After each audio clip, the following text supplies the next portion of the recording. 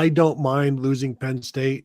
You're still everybody's gonna see everybody twice over a 4-year period, so that is fine by me. That's plenty of Penn State, and then you don't play Penn State 1 year, so now you get to play Minnesota. Now you get to play Nebraska. Now you get to play UCLA or USC instead. So I think you give that up. I was surprised that there's only like 11 protected rivalry games in the entirety of the Big Ten. I figured there would be more, and I did not. I just learned that Illinois and Purdue was a rivalry, like just last week. I did not know that. That's the one that stood out to me out of the 11. It was like, okay, they all make sense. Illinois and Purdue. Okay. There's got to be a road from West Lafayette to Champaign that we don't know about, like a 2-lane road, and that is the I don't know if it wouldn't be US 30, but whatever it is, state route 155 rivalry, between and then it's got to be a different state route number when it crosses over into Illinois. So there's got to be a 2-lane road that connects those two great outposts, no doubt. I think they play for the Turd in the Punch Bowl trophy. Yeah, they're not far apart. They're by the crow flies, maybe 70 miles, 90 miles apart. But at any rate, Penn State, I wonder if Penn State just told Ohio State in the Big Ten, you know what? This has been wonderful. We've played every year since 1993, and we've had so many great memories and so many great games overall in that stretch that, this rivalry really has been awesome. But we'd also like the chance to play Northwestern and Rutgers and Maryland, and of course those teams are in the division. Some of those crud teams from the West Division, I guess, on a little bit more regular basis. And the facts speak for themselves. Ohio State's won 11 of the last 12, or 10 of the last 11, and the last 6 in a row.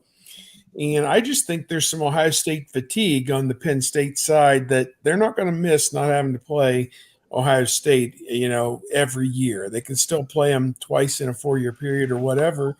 And it'll still be a big deal when they play. But, I don't think they objected too much to the idea that the Ohio State series was going by the wayside.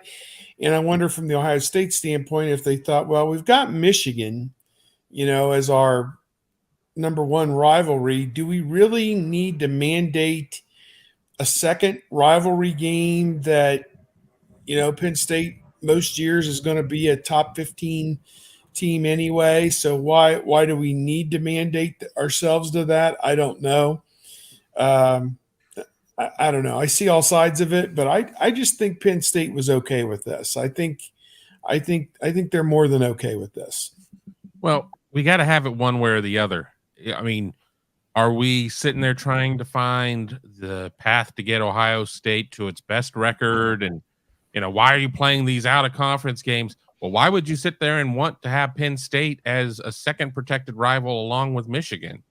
I mean, you sit there and you look under, historically. I mean, Michigan certainly had some bad years in there. Penn State had some bad years after, its troubles and everything else. But why would you want to sit there and have yourself signed up yearly to play two of the top 3, 2 of the top 4 teams year in and year out in the Big Ten? So I think in some ways there's an essence of just looking at the path that you're going to go through. I mean, if the Big Ten would have sat there and said, no, we're going to make sure everybody has 3 rivals, and Ohio State had Michigan, Penn State, and let's just say they made up the rivalry because of obviously all the old Rose Bowls of USC, people would have lost their mind. Oh my God, you got to play these 3 teams every single year, and the expectation to potentially have, a marquee out of conference game.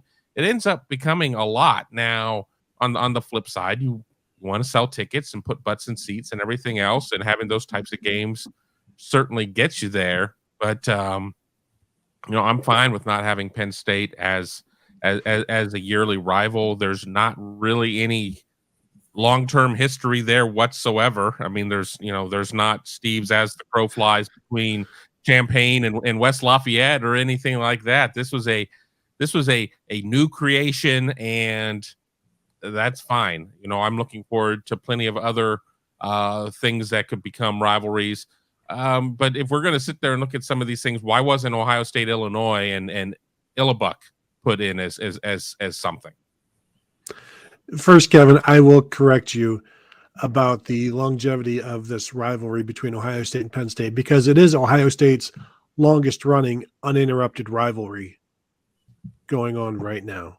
That's 30 plus years that they've played without anybody canceling COVID bullshit cancellation or just saying, I don't want to play. Like, they have been playing continuously.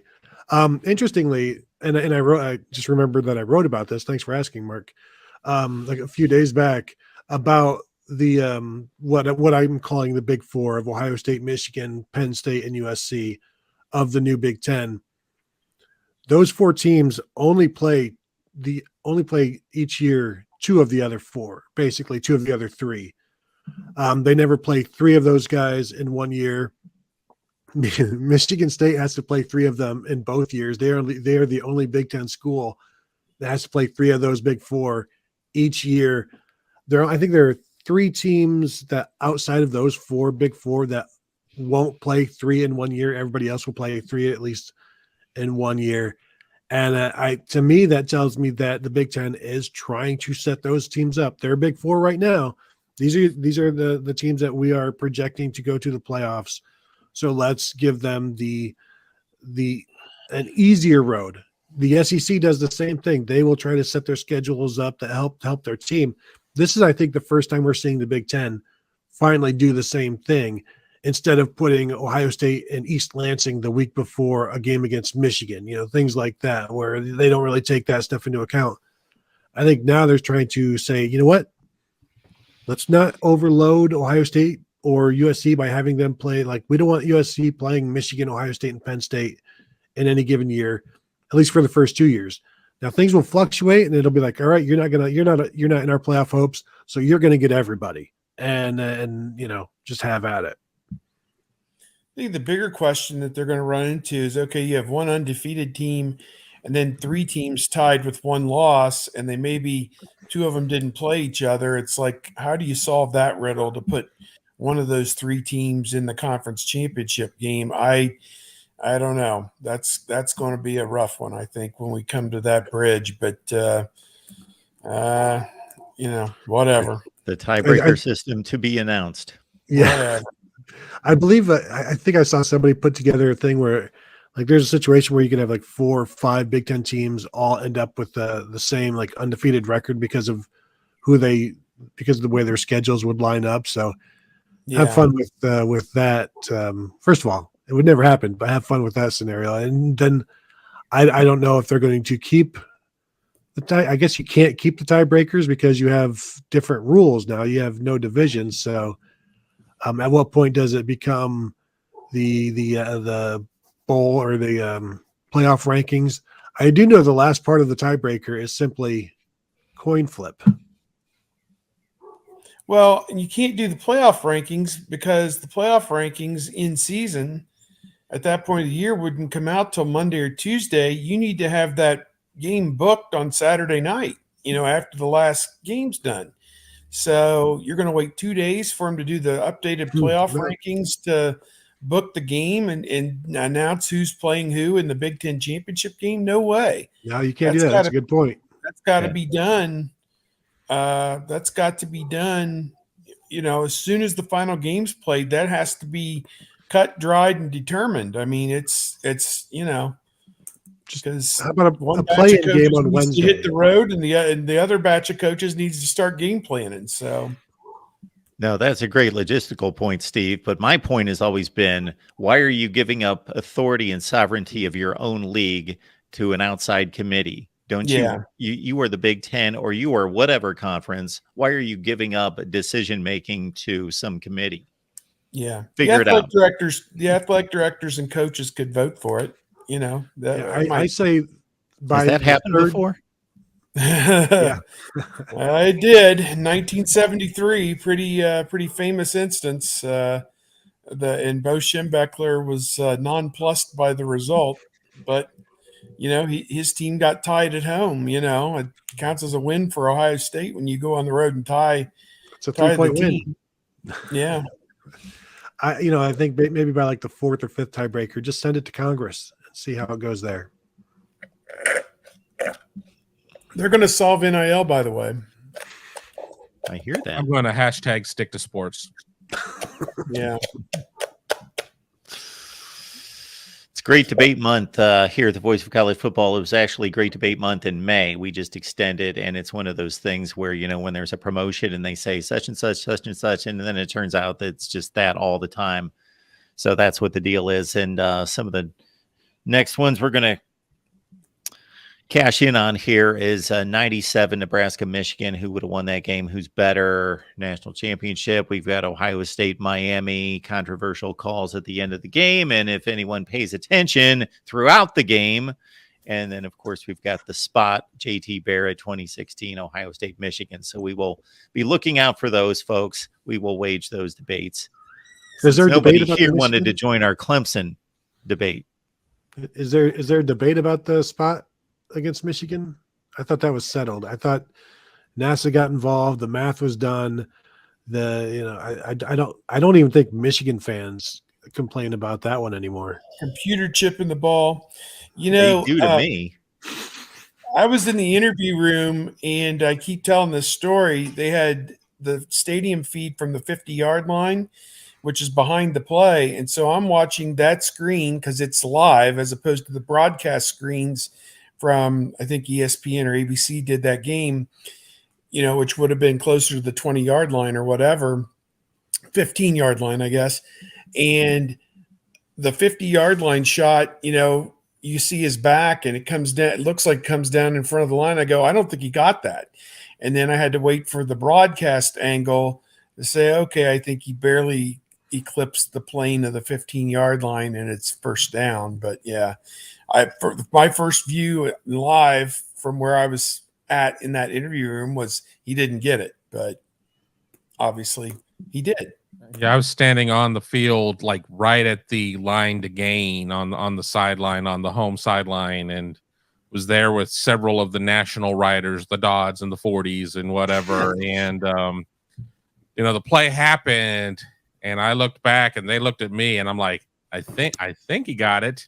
It's like, wow, there's no way they're going to overturn it here. And, it was a tense, however long the review was, but standing right there, standing at the line to gain, in that instance, it looked good, but you're getting one view of it, but at least you're at the right spot because with all this technology we have not figured out how to really have, a camera truly at a goal line or truly at a line to gain. And there's always this, forced perspective that's, put in from angles or whatever. We'll figure it out one day.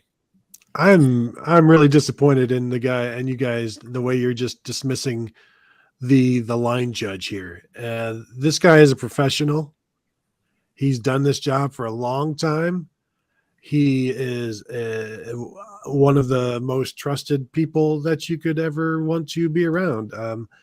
And for anybody to think that he didn't get that spot right, I can't believe we're still debating this so many years after the fact when, again, even Jim Harbaugh, well, he won't admit it, but, Urban Meyer admitted that he got the first down. JT Barrett admitted it. Isn't that enough? Well, and here's the thing. What'd you really gain by getting it? You went out and got stomped by Clemson in the playoff. Michigan certainly lost their bowl game. I don't even know who they played. So, big whoop-de-ding-dong. You guys were the best teams in college football up till the end of November. Whoop-de-doo. They should have tackled Curtis Samuel on third down. And then, none of this, well, maybe it still happens some other way, but don't let him run around in the backfield and then almost pick up the first down.